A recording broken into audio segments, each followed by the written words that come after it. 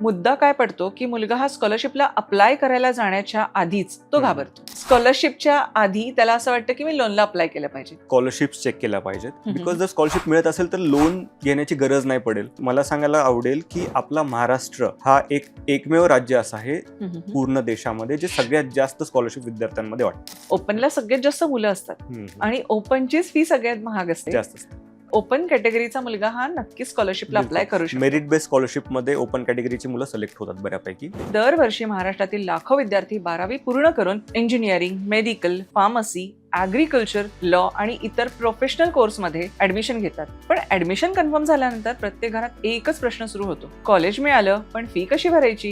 Indian कल्चरमध्ये student fees नाही पे करत, पॅरेंट्स करतात. बरोबर, ठीक आहे. फॉरेन कल्चरमध्ये बऱ्यापैकी स्टुडंट पे करतो. ठीक आहे. जो मुद्दा आहे तो एड्युपॅथच्या माध्यमातून लोकांपर्यंत पोहोचवत आहे. सो स्कॉलरशिप इज व्हॉट की आज गव्हर्नमेंट आणि काही प्रायव्हेट संस्था यांनी विद्यार्थ्यांसाठी केलेलं प्रयोजन आहे. भरपूर साऱ्या स्कॉलरशिप ह्या गव्हर्नमेंट राबवते आणि काही कायद्याद्वारे संस्थापित केलेल्या स्कॉलरशिप या प्रायव्हेट कंपनीज राबवतात. प्रत्येक वर्षी लाखो विद्यार्थी मेहनत करून MST CET, JEE, नीट अशा अनेक परीक्षा देतात आणि शेवटी त्यांना त्यांच्या आवडीच्या कॉलेजमध्ये ऍडमिशन मिळतं.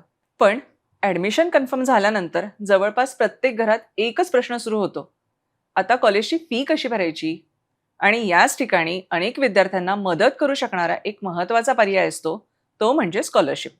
विद्यार्थ्याला कॉलेज मिळण्याचा आनंद एका बाजूला असतो, पण दुसऱ्या बाजूला आई वडिलांच्या मनात एकच विचार सुरू असतो, ॲडमिशन तर झालं पण फीचं काय. खरं म्हणजे अशा अनेक कुटुंबांसाठी स्कॉलरशिप हा एक मोठा आधार ठरू शकतो. पण दुर्दैवानं अनेकांना त्यांची योग्य माहितीच नसते.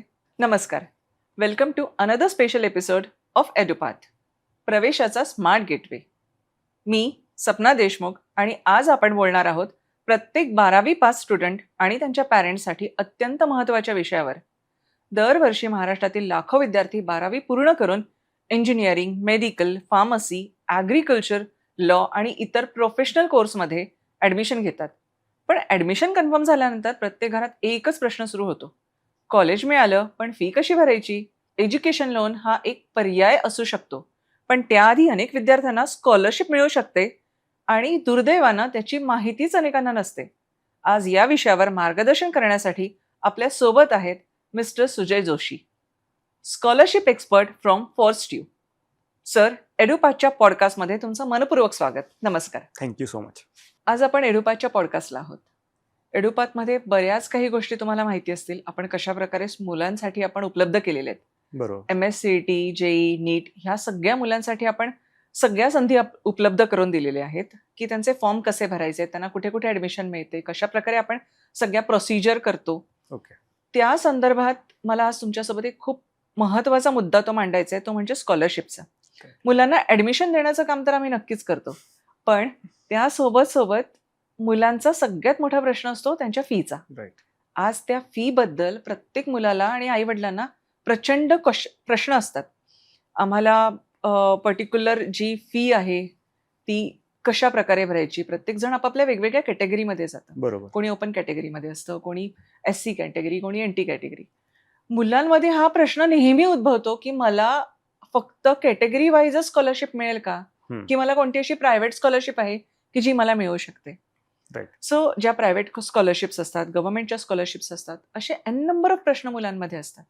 बरीच मुलं त्या सगळ्या गोष्टींना अप्लाय पण करतात, पण एक काळाअभावी मे बी त्यांना पुरेपूर माहिती नसेल. ह्या सगळ्या गोष्टींमुळे ते पर्टिक्युलर तिथे पोहोचू शकत नाही किंवा त्यांना ती स्कॉलरशिप मिळत नाही. आज तुम्ही आमच्या एडुपाथच्या पॉडकास्टला आलात. फॉर्स्ट्यूमध्ये अशा अनेक प्रायव्हेट स्कॉलरशिप आहेत ज्या मुलांना मिळतात. बरोबर. आणि एकंदरीत तुम्ही त्या दिल्या पण आहेत. येस. सो तर मला सांगा सर, एक्झॅक्ट स्कॉलरशिप म्हणजे काय आणि त्याची प्रक्रिया काय काय असतात. ओके. सर्वप्रथम खूप खूप धन्यवाद मॅडम. तुम्ही एकदम महत्त्वाचा जो मुद्दा आहे तो एड्युपाथच्या माध्यमातून लोकांपर्यंत पोहोचवताय. Scholarship means motivation. अच्छा. ओके.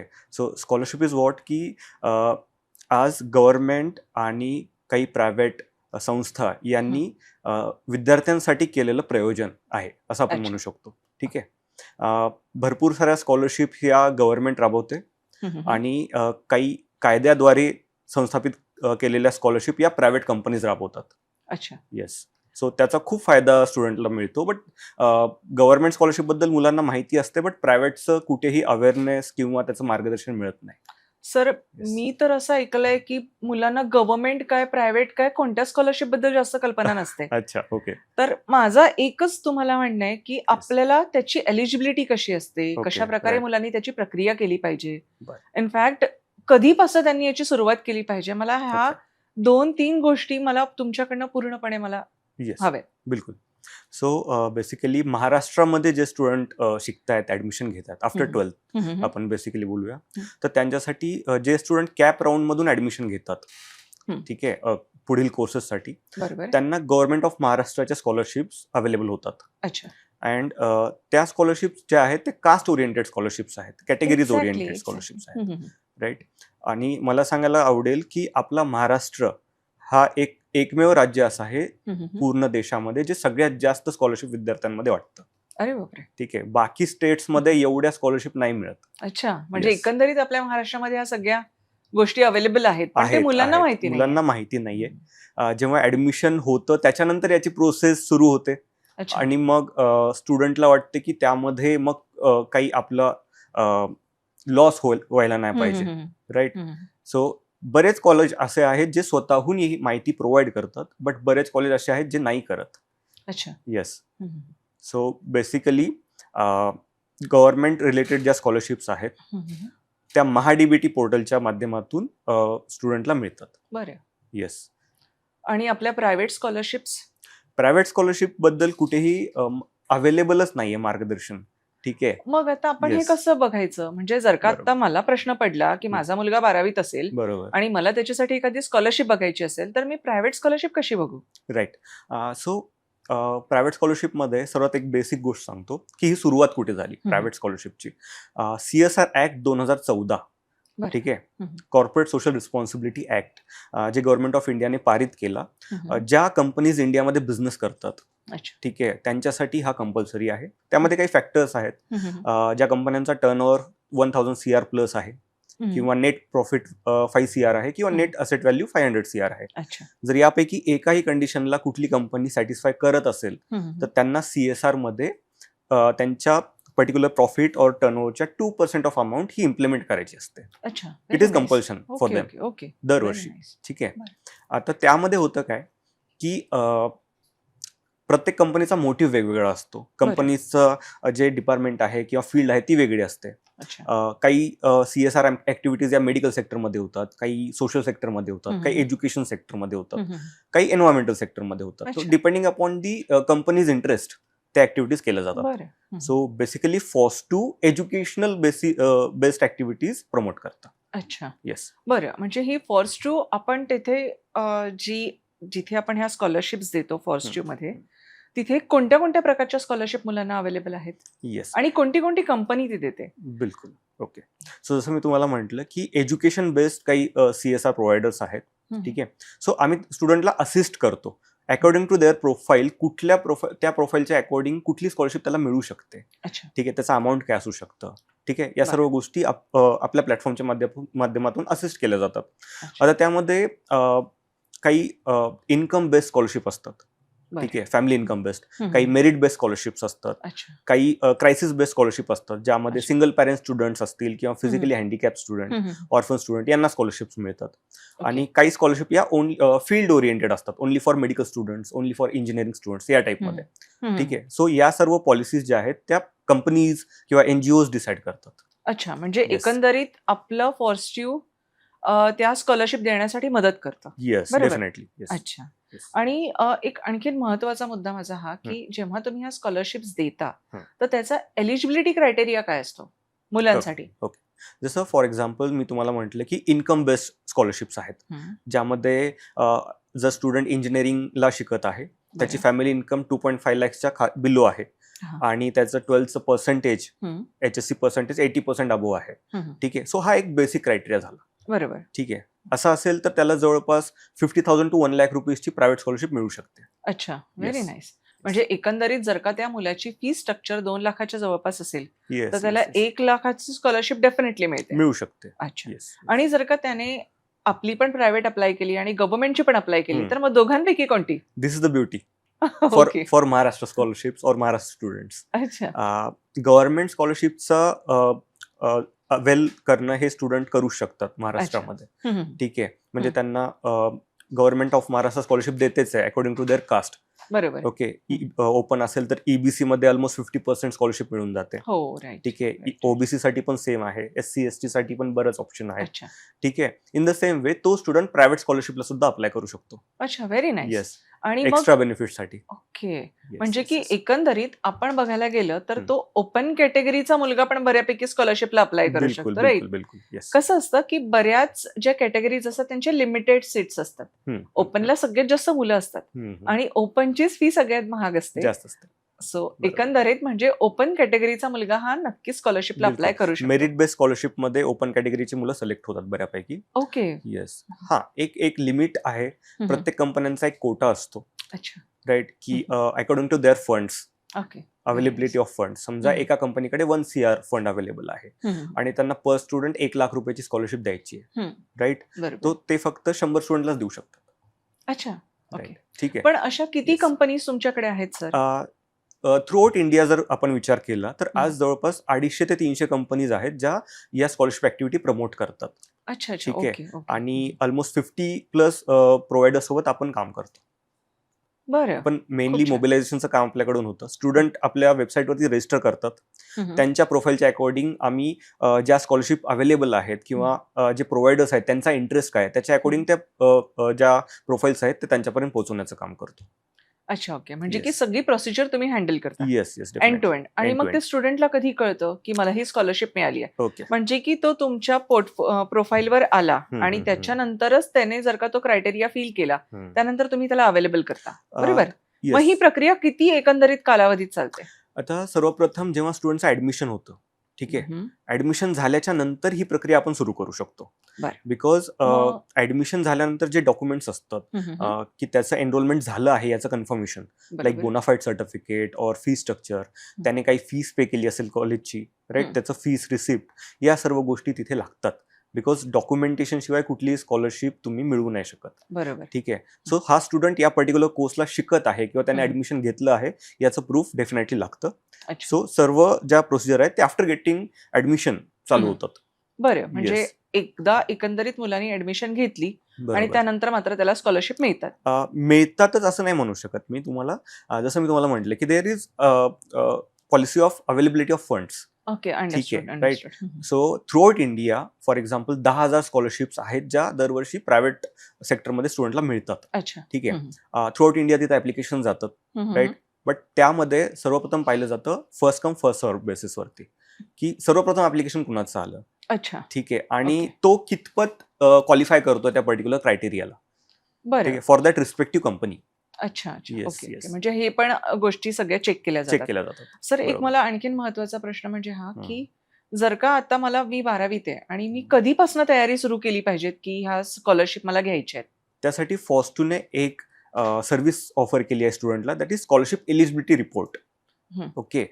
जेव्हा स्टुडंट कुठलं ऍडमिशन घेणार असेल किंवा घेतलं असेल तो त्याच्या प्रोफाईलच्या अकॉर्डिंग तो एक स्कॉलरशिप एलिजिबिलिटी रिपोर्ट आपल्याकडून मागू शकतो. अच्छा. येस. की एक 12thचा स्टुडंट आहे ज्याचं सध्या 12वी सुरू आहे बरं. आणि त्याचं आता कन्फर्म नाहीये की तो इंजिनिअरिंगला जाणार आहे की मेडिकलला जाणार आहे की फार्मसीला जाणार आहे और अदर कोर्सेसला. बट तो एक एलिजिबिलिटी रिपोर्ट आमच्याकडून जनरेट करून घेऊ शकतो की जर या 4ही फील्ड्समध्ये ऍडमिशन झालं तर त्याच्या प्रोफाईलच्या अकॉर्डिंग किती स्कॉलरशिप अवेलेबल होऊ शकतात आणि तो अप्लाय करू शकतो. अच्छा. राईट. म्हणजे एकंदरीत ह्या जेव्हा स्कॉलरशिप तुम्ही अवेलेबल करता तेव्हा ह्या सगळ्यांमध्ये काय क्रायटेरिया तुम्ही बघता की मुलाला पर्सेंटेज किती आहेत, Definitely. मुलाचं Yes, caste yes, yes. Certificate, बरोबर. पर्टिक्युलर आणखीन काय काय तुम्ही अवेलेबिलिटी तुम्ही त्याच्यामध्ये चेक करता? जसं मी तुम्हाला म्हणजे की म्हटलं, एकंदरीत मुलाला ही माहिती मिळाली पाहिजे की आज जर का मी एखाद्या कंपनीची स्कॉलरशिप घेतोय तर ह्या स्कॉलरशिप मध्ये मला हे डॉक्युमेंट लागतील. तर ह्या डॉक्युमेंटची आम्हाला थोडीफार माहिती तुम्ही देऊ शकाल? बिलकुल बिलकुल. ठीक आहे. सर्वप्रथम या ज्या स्कॉलरशिप्स आहेत, ठीक आहे, त्याचं डिस्बर्समेंट काही डिरेक्टली कॉलेजेसला केलं जातं. अच्छा. ठीक आहे. म्हणजे कॉलेज ही पर्टिक्युलर पूर्ण जी सिस्टीम आहे ही प्रोव्हाइड करते. करू शकते. Yes yes.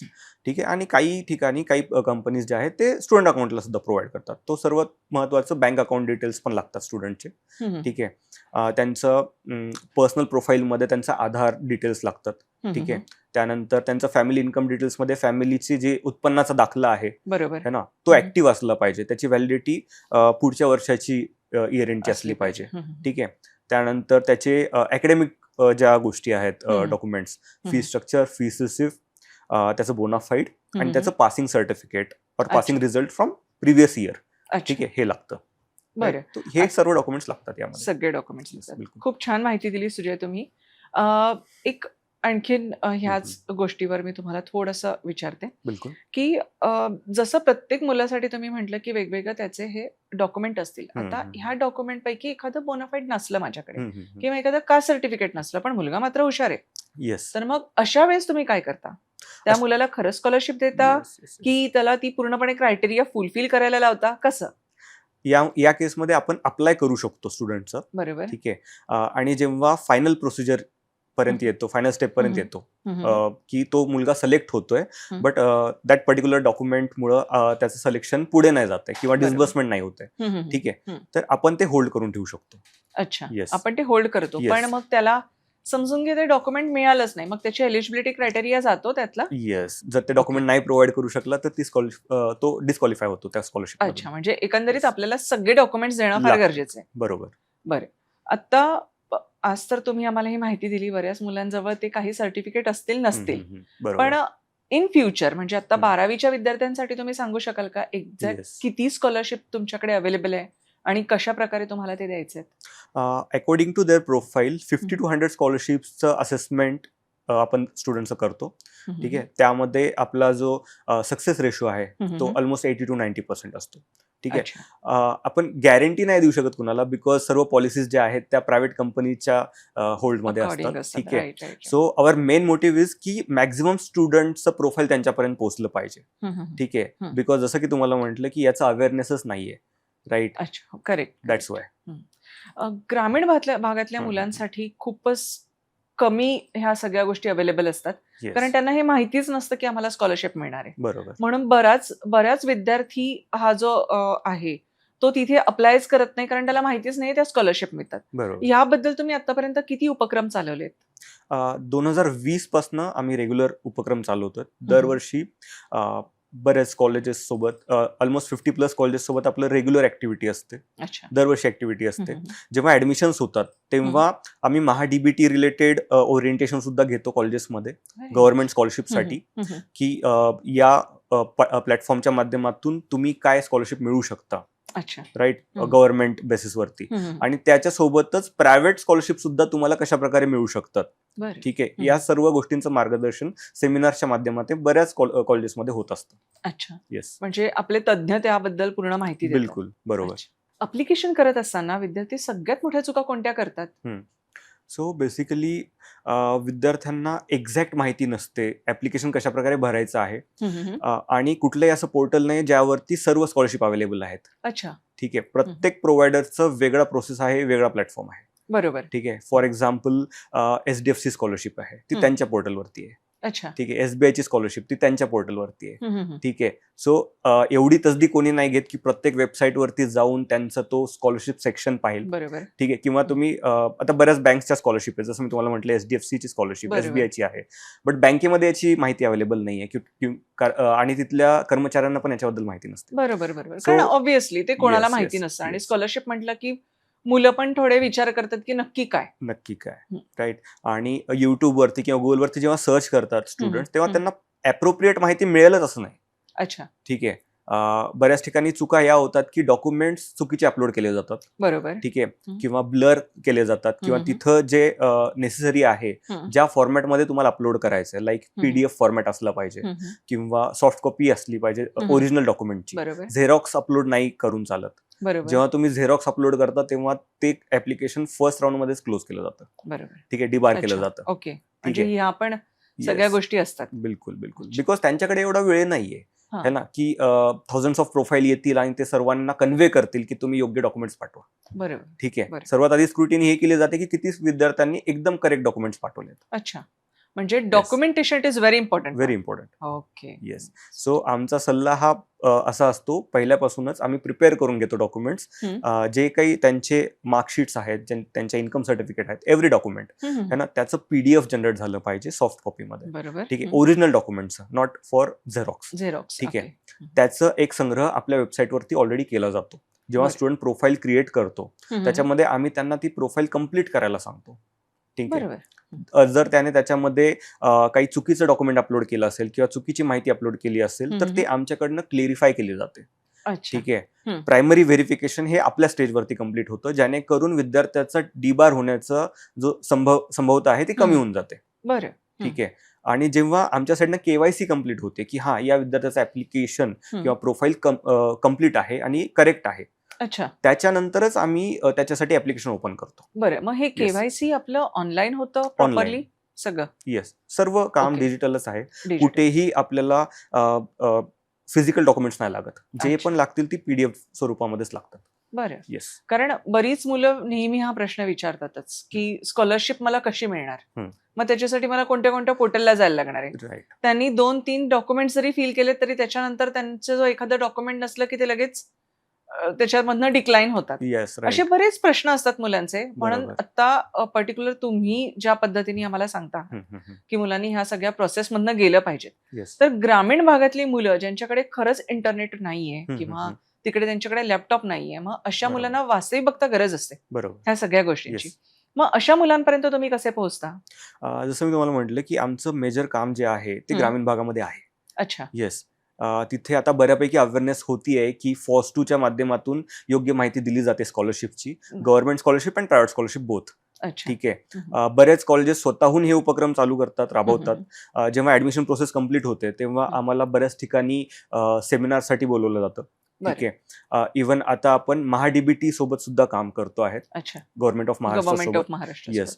तर त्यांच्या संयुक्त विद्यमाने आपण काही उपक्रम चालवण्याचा प्रयत्न आहे आपला. अच्छा. येस. आता एकंदरीत एडुपाथवर पण तुमचं पूर्णपणे प्रोफाइलिंग बिलकुल ऍडच आपलं झालेलं आहे. म्हणजे की मुलगा एकदा एडुपाथला अटॅच झाला की त्याच्या सोबत त्याला ऍडमिशन, पूर्ण प्रोसिजर, त्याला पूर्ण कॉलेजेस आणि सोबत त्याला मिळणारी स्कॉलरशिप.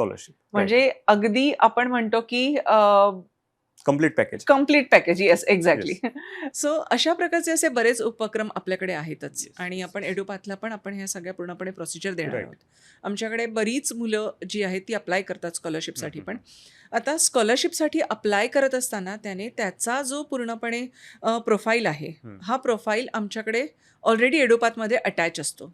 तर हा एडुपाथचा प्रोफाईल तुमच्याकडे सोप्या मार्गाने जाणार आहे की पर्टिक्युलर तुमच्यासाठी वेगळं आणखीन प्रोफाइलिंग त्याला रेडी करावं लागणार आहे? डिपेंड्स. बिकॉज आमचं जे प्रोफाइलिंग आहे ते टोटली स्कॉलरशिप बेस्ड प्रोफाइलिंग आहे. अच्छा. राईट. सो जेणेकरून स्क्रुटिनी करण्यासाठी सोपं जातं. आमचा प्रयत्न हाच असतो की आमच्या प्लॅटफॉर्मवरती जर स्टुडंटने प्रोफाईल क्रिएट केली तर जो डाटाबेस आहे स्कॉलरशिपचा, बरोबर, ठीक आहे, त्याच्या अकॉर्डिंग तिथं फिल्टर होतं आणि त्याचा एलिजिबिलिटी रिपोर्ट जनरेट होऊन जातो. अच्छा, व्हेरी नाईस. म्हणजे मुलांना खूप छान अपॉर्च्युनिटी मिळेल की त्याला तिथे स्कॉलरशिप मिळणार आहे की नाही मिळणार आहे, ह्या सगळ्या गोष्टी त्याला तिथेच एकंदरीत एकाच प्लॅटफॉर्मवर मिळणार आहेत. राईट. एक्झॅक्ट स्कॉलरशिपमध्ये कोणत्या कोणत्या फील्डसाठी तुम्ही सगळ्यात जास्त स्कॉलरशिप प्रोव्हाइड करता सर? सर्वात जास्त इंजिनिअरिंगमध्ये स्कॉलरशिप डिस्ट्रीब्यूट केल्या जातात. बिकॉज कंपन्यांचा असा उद्देश असतो की जास्तीत जास्त रोजगार जनरेट झाला पाहिजे. बरं. ठीक आहे. जेव्हा या स्कॉलरशिप दिल्या जातात तेव्हा प्रायव्हेट कंपनी सुद्धा हे ट्रॅक करतात. अच्छा. की स्टुडंटचं जे रिझल्ट्स आहेत किंवा त्याचं अकॅडमिक जो परफॉर्मन्स आहे तो कशा प्रकारे आहे. ठीक आहे. कारण काही स्कॉलरशिप या कंटिन्यू मिळतात. जर एक स्कॉलरशिप स्टुडंटला फर्स्ट इयरला जर मिळाली आणि त्याने जर त्याचा परफॉर्मन्स योग्य ठेवला तर ती त्याला कन्झिक्युटिव्हली 4 वर्ष 5 वर्ष मिळू शकते, जोपर्यंत त्याचा कोर्स आहे तोपर्यंत. ठीक आहे. सो त्याचं मागचं सर्वात मेन रिझन हे आहे की प्रायव्हेट कंपनीजला एक केस स्टडीज बनवायचे असतात जेणेकरून सोशल ब्रँडिंग होते. ठीक आहे. एक सोशल अवेअरनेस त्यातून होतं. आणि जसं की गव्हर्नमेंटने एक नियम लावून दिलेला आहे की आज प्रायव्हेट कंपनीज फक्त बिझनेस करतात इंडियामध्ये. ठीक आहे. सर्वांना त्यांच्या प्रॉडक्टची, सर्व्हिसची ऍड दिसते. ठीक आहे. बट त्यांच्या या उपक्रमांची ऍडव्हर्टाइजमेंट कुठेही होत नाही. बरोबर. ठीक आहे. सो ते एक्सक्लुझिव्ह असतं ठीक आहे, काही लिमिटेड स्टुडंटसाठी किंवा एक एक लिमिटेड समाजासाठी म्हणू शकतो आपण, त्यासाठी असतं. त्याच्यामुळे त्याचं ऍडव्हर्टाइजमेंट नाही होत. But it is our responsibility किंवा स्टुडंटची रिस्पॉन्सिबिलिटी आहे की आज शिकत असताना 12वी पर्यंत शिक्षण मोस्टली सर्वजण कम्प्लीट करतात. हो, बट बरोबर. त्याच्यानंतर डेफिनेटली हा प्रश्न येतो की ऍडमिशन झाल्यानंतर फीस कुठून Fees पूर्ण कुठून पे करायची भरायची? किंवा कशा बरोबर, प्रकारे. बरोबर. कारण अर्थातच. कॉलेजेस जे आहेत त्यांची डिमांड ही असते की तुम्ही आधी पूर्ण फीस पे करा. बरोबर, राईट. अर्थातच. गव्हर्नमेंटची प्रत्येक स्कॉलरशिप ही आफ्टर गेटिंग ऍडमिशन मिळते. अच्छा, त्याच्यानंतर त्याचा वेगळा फॉर्म त्यांना फिलअप करायला लागतो. अच्छा. ठीक आहे. हम्म. गव्हर्नमेंट आणि प्रायव्हेट दोन्हीची प्रोसेस ऑलमोस्ट सेम आहे. After hmm. गेटिंग ऍडमिशनच तुम्ही ती सुरू करू शकता, बरं. त्याच्यामध्ये पार्टिसिपेट करू शकता. अच्छा, म्हणजे की Yes. एकंदरीत आपण एडुपासच्या प्रोफाईलवर आपण पूर्ण प्रोफाईल बनवला हम्म, हम्म, हम्म. स्कॉलरशिपसाठी आणि त्याच्यानंतर मग एकदा ऍडमिशन मिळाल्यानंतर त्यांना कळणार आहे की आपल्याला हा. कोणती कोणती स्कॉलरशिपची एलिजिबिलिटी क्रायटेरिया आहे. जेव्हा एड्युपाथवर एक स्टुडंट प्रोफाईल कम्प्लीट करतो, बरोबर, त्याचं ऍडमिशन तुमच्या मार्फत असेसमेंट करून कम्प्लीट केलं जातं. बरोबर. त्याच्यानंतर जर त्याला स्कॉलरशिपमध्ये पार्टिसिपेट करायचं आहे तर वेबसाईट एड्युपाथच्या वेबसाईटवरून तो रिडायरेक्ट होतो फॉस्टूच्या वेबसाईटवरती. अरे व्हेरी नाईस. राईट. आणि आमचा प्रयत्न असा असतो की जी प्रोफाईल त्याने तिकडे बनवली आहे ऑलरेडी, ती हम्म. ऑलरेडी इकडे रिडायरेक्ट झाली पाहिजे. आणि अच्छा. जर काही फील्ड्स मिसिंग असतील तर ते आम्ही त्याला कम्प्लीट करायला लावतो. अच्छा, येस. फारच छान. आणखीन एक मला प्रश्न हा विचारायचा आहे की हीच अशी स्कॉलरशिप जशी तुम्ही इंजिनिअरिंगला सांगितली तशी मेडिकलच्या स्टुडंटला पण मिळते का? कारण Yes. आज आपण बघायला गेलो तर मेडिकलची फी ही प्रायव्हेट कॉलेजेसची सगळ्यात जास्त आहे. बरोबर, सोबत सोबत डीम कॉलेजेसची पण जास्त आहे. बरोबर. तर मग मेडिकलच्या विद्यार्थ्यांसाठी नक्की तुम्ही कोणत्या प्रकारच्या स्कॉलरशिप प्रोव्हाइड करता येस, आणि खरंच ते अवेलेबल असतात का? बरोबर. सो मेडिकलसाठी सर्वात जास्त ओपनिंग या फर्स्ट इयर मेडिकलसाठीच आहेत प्रायव्हेट स्कॉलरशिपमध्ये. अच्छा, ठीक आहे. त्यामध्ये सुद्धा रँक पाहिला जातो. ठीक बरं. आहे. बिकॉज प्रायव्हेट कंपन्यांचा उद्देश हा असतो की मेरिटोरियस स्टुडंटला स्कॉलरशिप गेल्या पाहिजेत. बरोबर. सो मोस्टली जे स्टुडंट कॅप राऊंड्सच्या थ्रू किंवा गव्हर्नमेंट बेसिसच्या थ्रू जे ऍडमिशन्स होत आहेत त्याच्या थ्रू जे ऍडमिशन घेतात, ठीक आहे, त्यांना ह्या स्कॉलरशिप प्रोव्हाइड केल्या जातात. आणि त्याच्यानंतरचा पार्ट असतो डीम्ड युनिव्हर्सिटीज किंवा प्रायव्हेट युनिव्हर्सिटीज. ठीक आहे. अच्छा, बट त्याचं लिमिटेशन असं आहे की 2 लाखाच्या वरती स्कॉलरशिप कुठलीही प्रायव्हेट कंपनी प्रोव्हाइड नाही करत. अच्छा. ठीक आहे. Okay, irrespective of your college fees. बरं. येस, आणि जर का एखादा मुलगा कॅटेगरी वाईज असेल तरी सुद्धा मग त्याला बिलकुल. त्याच्यानुसारच दिली जाते Yes. स्कॉलरशिप. जसं की गव्हर्नमेंट स्कॉलरशिप या कास्ट ओरिएंटेड असतात, बरोबर, ते बरोबर. बेसिस असतं त्याचं. हम्म. प्रायव्हेट स्कॉलरशिपमध्ये कास्ट हा बेसिस नाहीये.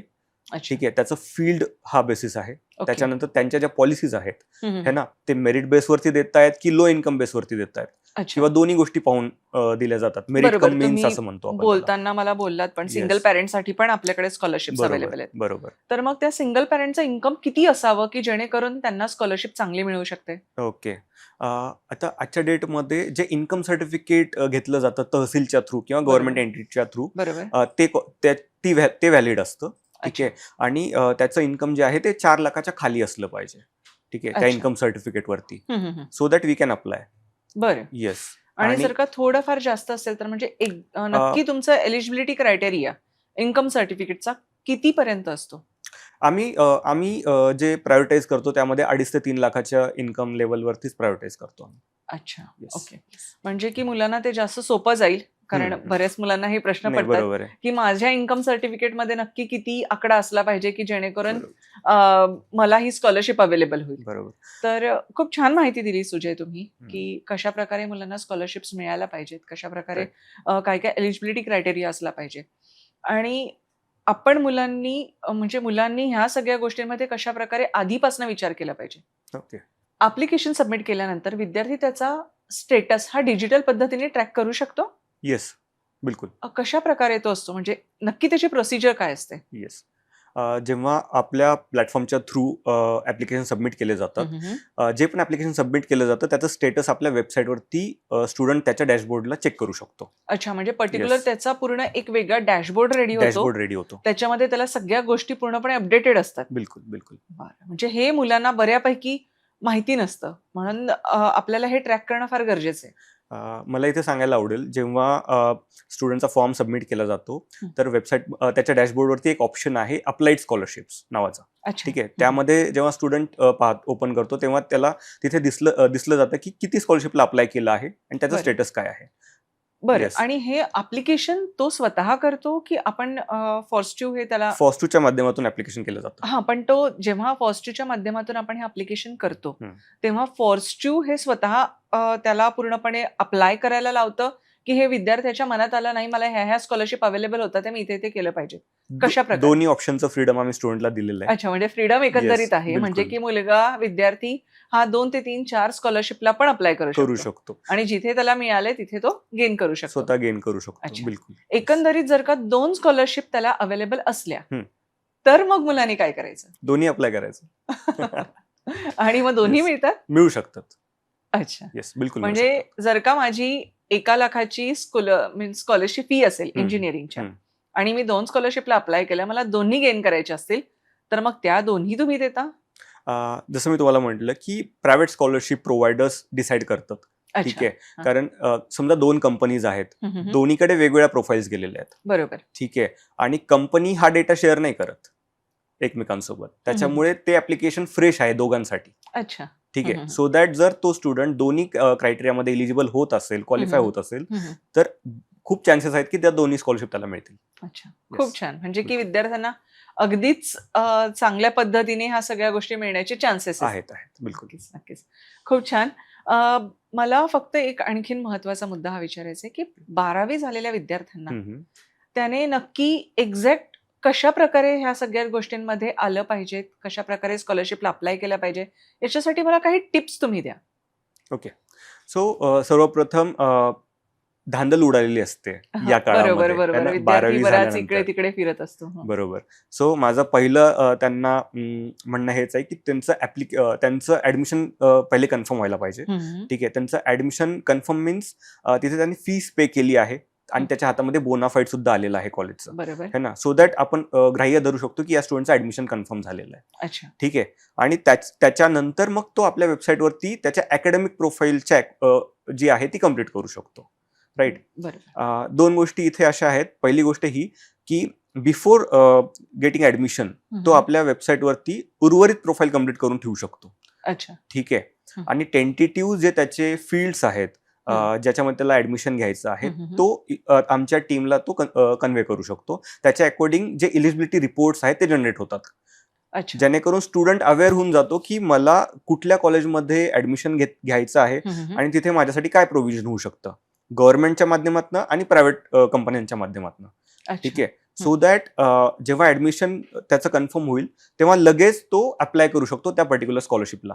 बिकॉज याचं जे ड्युरेशन आहे या प्रायव्हेट स्कॉलरशिपचं ते जून टू ऑक्टोबर हे 4 महिने असतात. हे 4 महिने. Yes. अच्छा. त्याच्या आधी पण नाही, नंतर पण नाही. मग आता मला फर्स्ट इयरला जर का स्कॉलरशिप मिळाली आणि मला सेकंड इयरला पण परत गेन करायचं असेल तर मी परत पूर्ण फॉर्म फिल करून भरायला पाहिजे की माझी ही स्कॉलरशिप पुढे कंटिन्यू पण असेल? पुढे ती स्कॉलरशिप कंटिन्यू होते.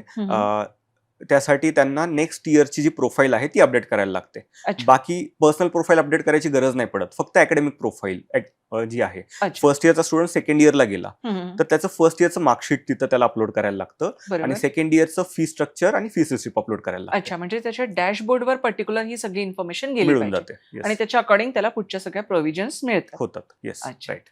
प्रत्येक विद्यार्थ्यांनी स्कॉलरशिप पहिले घ्यावी की लोनकडे आधी बघावं? म्हणजे जेव्हा त्यांना फर्स्ट इयर आणि फर्स्ट इयरला ऍडमिशन मिळते त्यांना त्यांचा फी स्ट्रक्चर जेव्हा कळतो तेव्हा एखाद्या विद्यार्थ्याने लोनकडे सगळ्यात पहिले अप्लाय केलं पाहिजेत का, की त्याने ह्या एलिजिबिलिटी क्रायटेरिया चेक केला पाहिजे की मला स्कॉलरशिप कुठे मिळणार आहे? मुद्दा काय पडतो की मुलगा हा स्कॉलरशिपला अप्लाय करायला जाण्याच्या आधीच तो घाबरतो.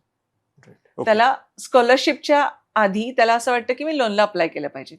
तर हा निर्णय घेण्यासाठी मुलगा आणि पॅरेंट्स हे कशा प्रकारे त्यांनी मला थोडीशी तुम्ही याबद्दल थोडी माहिती द्याल का की त्यांनी नक्की काय केलं पाहिजे? येस, बिलकुल. सर्वप्रथम तर मी म्हणेल की स्कॉलरशिप चेक केल्या पाहिजेत.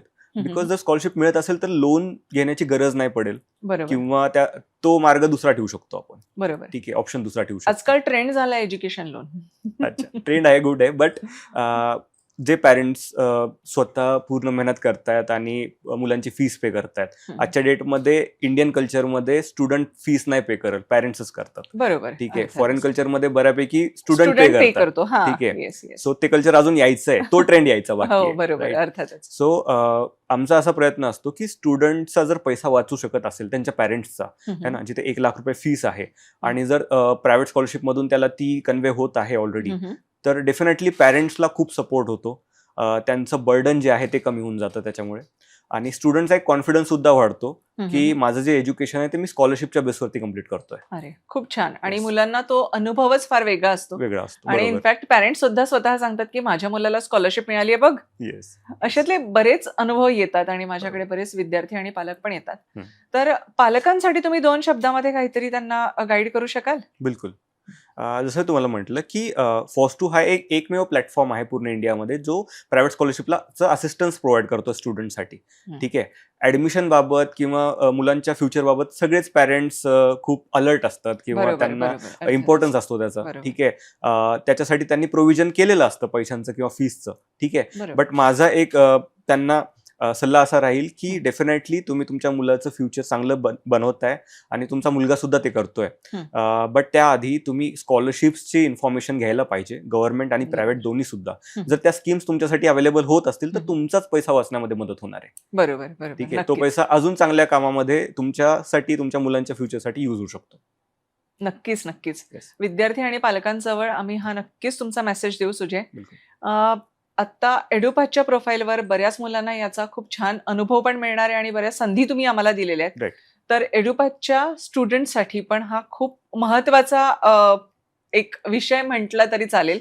तर ह्या सगळ्या संदर्भात मुलांनी कुठे जावं, कशा प्रकारे करावं, हे सगळा पूर्णपणे प्रोफाईल एका प्लॅटफॉर्मवर आपल्याकडे अवेलेबल आहे. येस. तर याच्यामध्ये आपण नक्कीच खूप छान मुलांना स्कॉलरशिप्स देऊयात आणि बऱ्यापैकी मुलांना त्याचा पूर्णपणे बेनिफिट होईल याच्याकडे नक्कीच आपण विचार करूयात. येस. तर आता खूप छान माहिती दिली आपण इथे आमच्या एडुपाथच्या स्टुडंट्सला पण आणि आमच्या एडुपाथच्या प्लॅटफॉर्मवर पण. तर आपण आता इथे शेवट करूयात. मी सपना तुमची रजा घेते. नमस्कार. नमस्कार. फ्रेंड्स, कॉलेज ॲडमिशन हा आपल्या करिअरचा पहिला टप्पा आहे. पण त्याचबरोबर एज्युकेशन फंडिंगचं प्लॅनिंग करणं तितकंच महत्त्वाचं आहे. अनेक विद्यार्थी स्कॉलरशिप मिळवू शकतात, पण योग्य माहिती मिळत नसल्यामुळे, डॉक्युमेंट रेडी नसल्यामुळे किंवा डेडलाईन मिस झाल्यामुळे त्या संधी गमावतात. म्हणून ॲडमिशन झाल्यानंतर फक्त फी भरण्याचा विचार करू नका. पहिल्यांदा स्कॉलरशिप अपॉर्च्युनिटीज नक्की एक्सप्लोअर करा. योग्य माहिती, योग्य प्लॅनिंग आणि योग्य वेळी केलेला अर्ज तुमच्या हायर एज्युकेशनचा खर्च मोठ्या प्रमाणात कमी करू शकतो.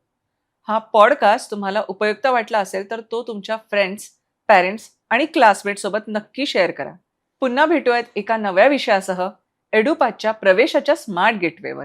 धन्यवाद. स्कॉलरशिपसाठी अर्ज करण्यासाठी joinedupath.com वर आजच रजिस्टर करा. तुमच्या उज्ज्वल भविष्याची स्मार्ट सुरुवात जॉईन एडुपाथ सोबत करा.